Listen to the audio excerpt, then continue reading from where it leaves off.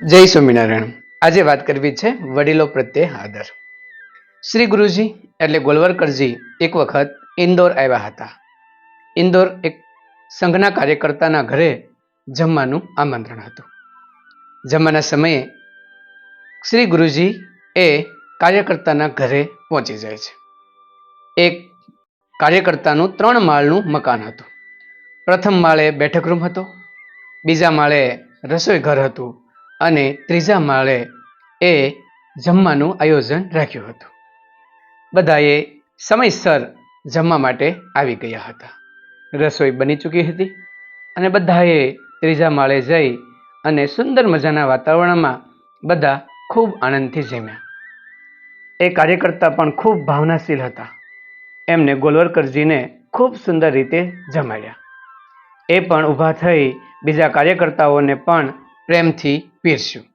આમ સુંદર મજાના વાતાવરણની અંદર એ જમણવાર પૂરો થયો। એકબીજાની સુંદર મજાની વાતો કરી અને છૂટા પડ્યા। ગોલવલકરજી ધીરે ધીરે નીચે ઉતરી ગયા। જેવા એ જવાની તૈયારી કરતા હતા ત્યાં તેમને યાદ આવે છે કે હું અહીંયા આવ્યો તો ખરો, જેમો પણ ખરો, પણ આ કાર્યકર્તાના માતાને મળવાનું તો ભૂલી ગયો। એ વડીલને તો મારે જરૂર મળવું જોઈએ। તો એ ઊભા રહી જાય છે। એટલે મકાનનો માલિક તેમને પૂછે છે, કેમ ગુરુજી ઊભા રહી ગયા?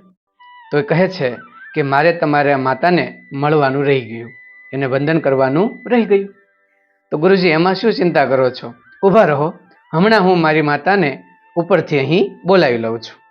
ત્યારે ગુરુજી કહેવા લાગ્યા, અરે મારે એને મળવાનું છે, એને મને નથી મળવાનું, અને એને નીચે બોલાવવાની કઈ બુદ્ધિમત્તા છે કે એને હું નીચે બોલાવીને પ્રણામ કરું?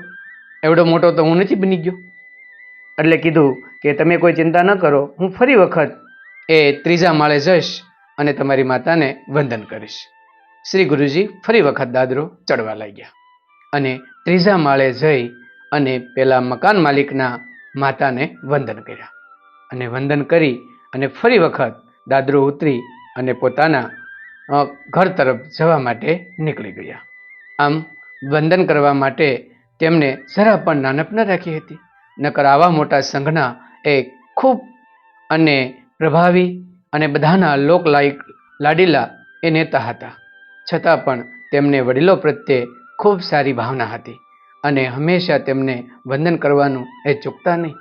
આવા સુંદર મજાના ગુણોથી શ્રી ગુરુજીનું હૃદય અને જીવન ભરેલું હતું। એટલા માટે જ આજે એમના શિષ્યોની અંદર પણ આવા સુંદર મજાના ગુણો આપણને જોવા મળે છે। આમ માતૃદેવો ભવ, પિતૃદેવો ભવ, અતિથિ દેવો ભવ અને વડીલોને એ નમસ્કાર કરવાની ભાવના એ જીવનની અંદર હંમેશા રાખી હતી।